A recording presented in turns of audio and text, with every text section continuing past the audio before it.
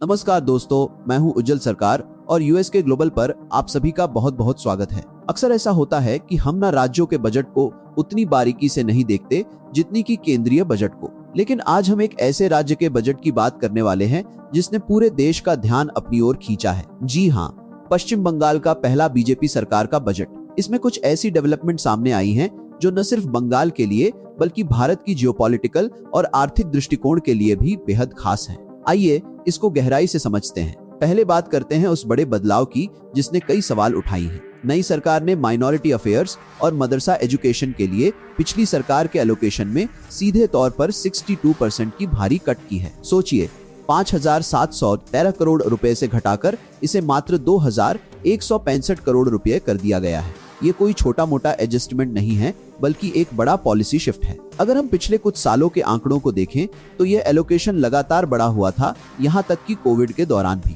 तो सवाल उठता है, इस भारी कट के पीछे क्या वजह है? इसके पीछे कई पहलू हैं। पहला, लंबे समय से इस मद में हो रहे अत्यधिक खर्च पर सवाल उठते रहे हैं कि क्या यह जस्टिफाई है। दूसरा, इन खर्चों के आउटकम्स की इवैल्यूएशन का अभाव। और तीसरा, क्या इस फंड का इस्तेमाल मॉडर्न एजुकेशन और एम्प्लॉयबिलिटी पर होना चाहिए था, न कि केवल मदरसा शिक्षा पर इन सबसे ऊपर एक और बड़ा कारण जो सामने आता है वो है नेशनल सिक्योरिटी। पिछले साल अजीत डोभाल साहब ने पश्चिम बंगाल के सीमावर्ती जिलों का दौरा किया था और एक महत्वपूर्ण रिपोर्ट पेश की थी। इस रिपोर्ट में मालदा, बीरभूम, दक्षिण 24 परगना, मुर्शिदाबाद जैसे इलाकों में स्थित मदरसों को हाई सिक्योरिटी रिस्क बताया गया था, जहां एंटी नेशनल एक्टिविटीज की आशंका जताई गई थी। ऐसा लगता है कि इस बजट काट के पीछे नेशनल सिक्योरिटी की चिंता एक प्रमुख फैक्टर है। 62% की कट मामूली नहीं है, ये एक स्ट्रांग मैसेज है। वहीं दूसरी ओर एक बेहद वेलकम डेवलपमेंट है नॉर्थ बंगाल के लिए। इस रीजन को लंबे समय से इग्नोरेड रीजन माना जाता था, लेकिन इस बजट में इसे अभूतपूर्व बूस्ट मिला है। पिछली सरकार का एलोकेशन मात्र 920 करोड़ रुपए था, जिसे इस बार लगभग 100% बढ़ाकर 1,821 करोड़ रुपए कर दिया गया है।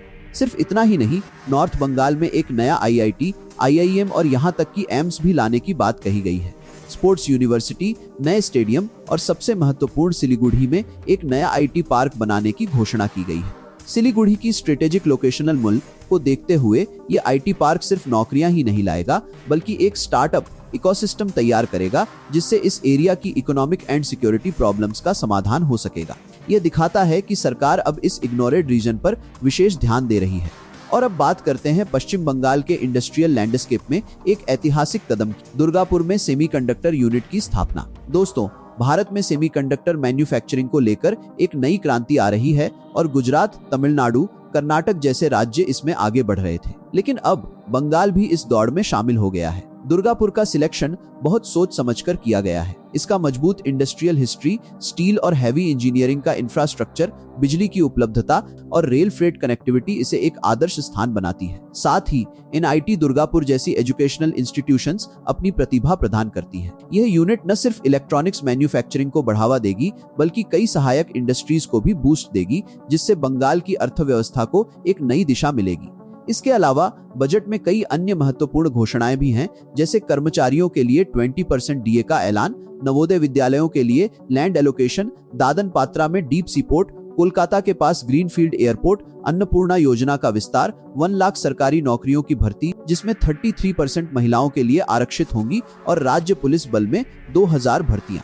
लड़कियों के लिए स्कॉलरशिप और 5 नई डिस्ट्रिक्ट्स बनाने की योजना भी शामिल है, जिससे प्रशासनिक सुविधा बढ़ेगी। इन सबके बीच प्रधानमंत्री मोदी ने भी पश्चिम बंगाल के आर्थिक विकास के लिए 60,000 करोड़ रुपए के एलोकेशन की बात कही है। यह सेंट्रल गवर्नमेंट के डबल इंजन मॉडल को रिप्लाई करने की कोशिश है, जो यूपी, असम, गुजरात और MP जैसे राज्यों में सफल रहा है। इसका सीधा मतलब है कि केंद्र सरकार भी बंगाल के इंडस्ट्रियलाइजेशन और इकोनॉमिक डेवलपमेंट में पूरा सहयोग देगी। कुल मिलाकर पश्चिम बंगाल का यह बजट सिर्फ एक फाइनेंशियल पेपर्स नहीं है बल्कि एक जियोपॉलिटिकल स्टेटमेंट है। मदरसा फंड्स में काट, नॉर्थ बंगाल पर फोकस और सेमीकंडक्टर प्लांट की घोषणा, ये सभी कदम बताते हैं कि नई सरकार राज्य के पुराने इकोनॉमिक स्टेग्नेशन और डी इंडस्ट्रियलाइजेशन को खत्म करके एक नई दिशा देना चाहती है, जिसमें national security and balanced regional development को प्राथमिकता दी गई है। ये वाकई एक गेम चेंजर बजट है जिसके दूरगामी परिणाम देखने को मिलेंगे। तो दोस्तों, यह था आज का विश्लेषण। उम्मीद है कि आपको यह जानकारी पसंद आई होगी। वीडियो पसंद आए तो लाइक करें, शेयर करें, चैनल को सब्सक्राइब करें। हम फिर मिलेंगे एक नए विषय और नए विश्लेषण के साथ। जय हिंद,